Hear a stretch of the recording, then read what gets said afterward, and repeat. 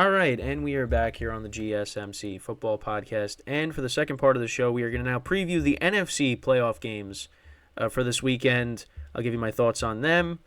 So let's get right into them. The third playoff game for the NFC, that's going to be on Monday. That's going to be the rematch of the game between the Bucs and the Eagles, because they played back in, week 3, right?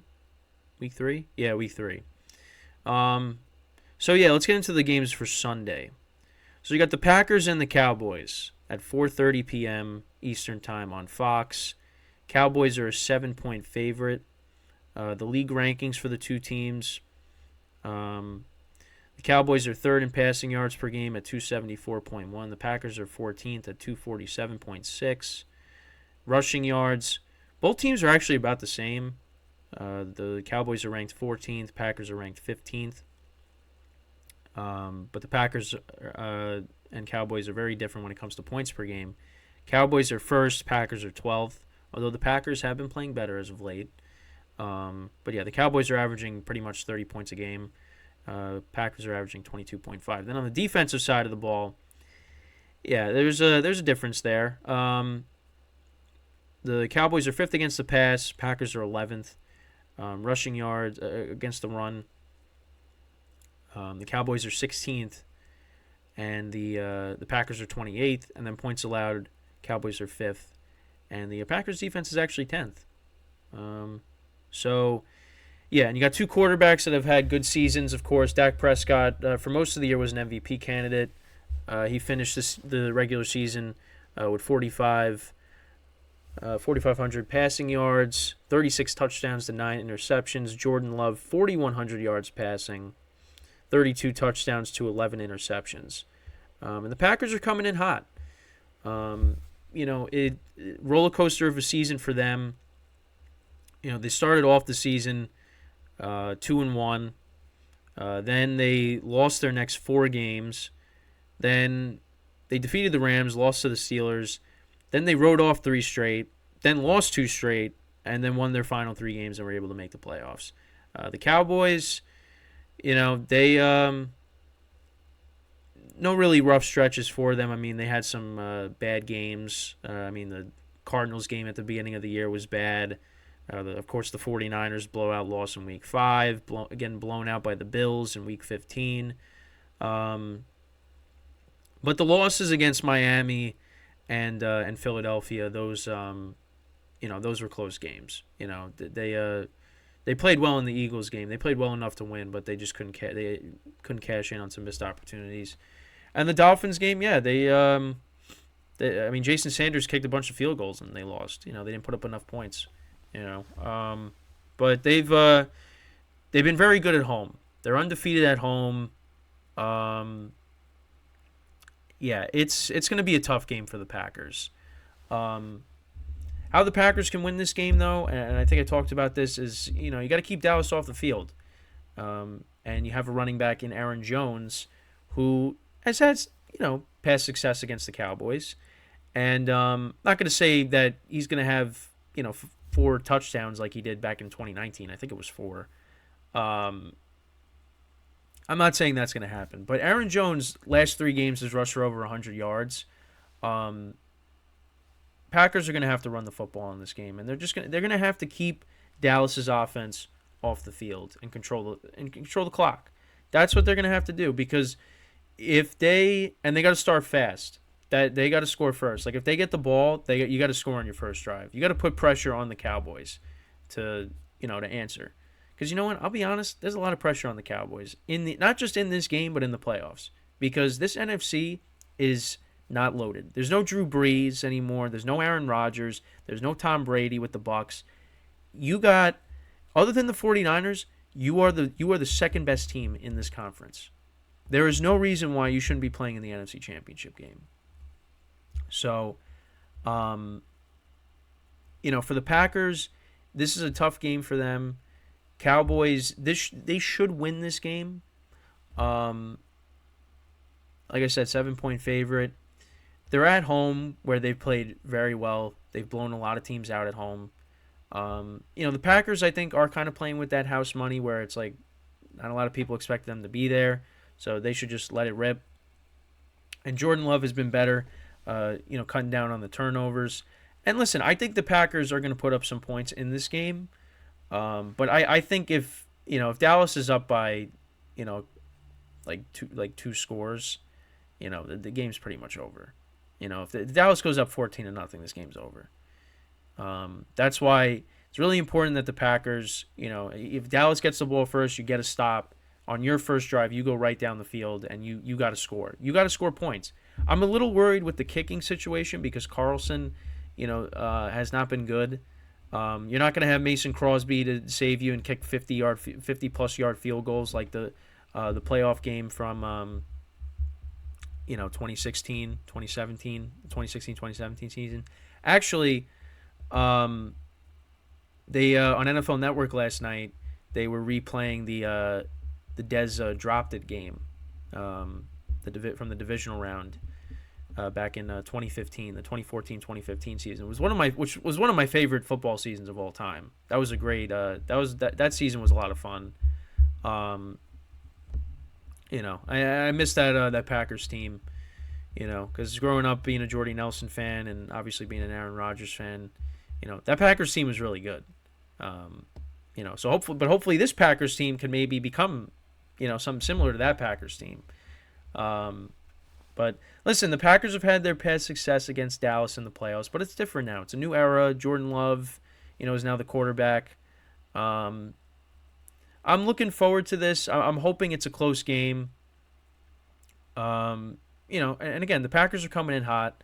Dallas is good at home. So hopefully it's a good game. That's what I'm hoping for. But for me, it's important that Green Bay, if you get the ball first, you got to go right down the field and score 7. You have to. Put pressure on Dallas, and like I said, if they can find success running the football, and again, teams can move the ball in this Dallas defense. This Dallas defense is not, the 85 Bears. You can move the ball in this defense. Now, they're opportunistic. They force turnovers. Micah Parsons is one of the best defensive players in the National Football League. So they're going to have to, find a way to contain him. So, it's going to be tough. It's going to be tough. And we've seen earlier in the season Jordan Love struggle, on the road. But he's been different. He's been a different quarterback lately, so we'll see. Packers defense, though, I guess just cover CeeDee Lamb. Just take CeeDee Lamb out of the game somehow, and just have Dak throw to his other. Have Brandon Cooks, Michael Gallup, Jacob Ferguson. Have those guys try to beat you. You cannot leave CeeDee Lamb, in single coverage. You got to do something there. I don't know. But CeeDee Lamb, I think, is still going to have. CeeDee Lamb's going to have a good game. You just know he is. Probably going to catch a touchdown. Wouldn't be surprised. But yeah, we'll see what happens with this game. But again, credit to the Packers for getting to this point because nobody really expected them to make the playoffs. So then on Sunday night, Matthew Stafford makes his return to Detroit for the first time since the trade. Looking at the league rankings for both teams, Lions are 4th in passing yards per game. Rams are 11th. Lions are 5th in rushing yards per game. Rams are 11th. Points per game, both teams are top 10. Lions are 5th. Rams are 8th. Then on the defensive side of the ball, when it comes to the pass, Lions are 29th, giving up an average of 268.4 passing yards per game. And the Rams are 20th. Rushing yards, Lions are actually 2nd, giving up 88.8 rushing yards per game. The Rams are 12th. And then points allowed, Lions are 23rd, Rams are 19th. I think there's going to be a lot of points scored in this game. I think this game is going to be very high scoring. Now, another thing that's interesting, so I honestly, it's my fault for not, seeing this, but it seems like Sam Laporta is optimistic that he's going to play in this game. The injury was not as significant as we originally thought. I thought that he wasn't going to play, but it seems like he's going to be able to, and that's huge for the Lions because he's been a huge weapon for them. What a pick, in this this past NFL draft. They traded T.J. Hawkinson, and people kind of scratching their heads over that, and they drafted Sam Laporta, and he's been great. So you get him back for this game to go along with their weapons and their running attack. Jahmyr Gibbs has had a good second half of the season to go along with Jordan Montgomery. Sorry, did the baseball podcast before this. So David Montgomery, nice 1-2 punch there. And then on the other side, the Rams, they have been a different team since Kyren Williams has come back. And I've been saying that constantly. There's going to be a lot of points scored in this game. I think this game is going to be really close. It's going to be a nail biter, and it's going to be a great way to end off the triple header on Sunday. I cannot wait for this game. It's a revenge game for Jared Goff. I don't think it's a revenge game for Stafford. It's a revenge game for Jared Goff. And I'm really looking forward to it. This is going to be one of the best games of the weekend. So, we'll see what happens. These two teams don't have great defenses. They do have players on their defenses that can wreck games. Aaron Donald for the Rams, and for the Lions, you have Aiden Hutchinson. So we'll see what happens here. I'm really looking forward to this game. Lions are actually a 3-point favorite in this game. The over/under is 52. I don't know. I feel like you're going to see both teams scoring in the 30s, but I could be wrong. Then we'll just touch upon Monday's game briefly, but I wanted to wait till Monday. Right now, the Bucs are 3-point underdogs against the Eagles. The Eagles they're going to be getting their guys back, some of their guys back for this game, which is big. But you know what? They're going to have to put a lot of pressure on Baker Mayfield, because if they don't, I feel like the Bucs are going to pick apart that secondary. I think Mike Evans is going to have, is going to feast on that secondary. Rashad White's been making plays for them in the running game and in the passing game as well. Baker Mayfield was playing well. Last two games, not so much, but he is a little banged up. The Eagles are banged up too. Jalen Hurts hurts his finger. A.J. Brown got hurt, but it seems like he's going to play. Devontae Smith, he was injured, but he looks like he's playing in this game.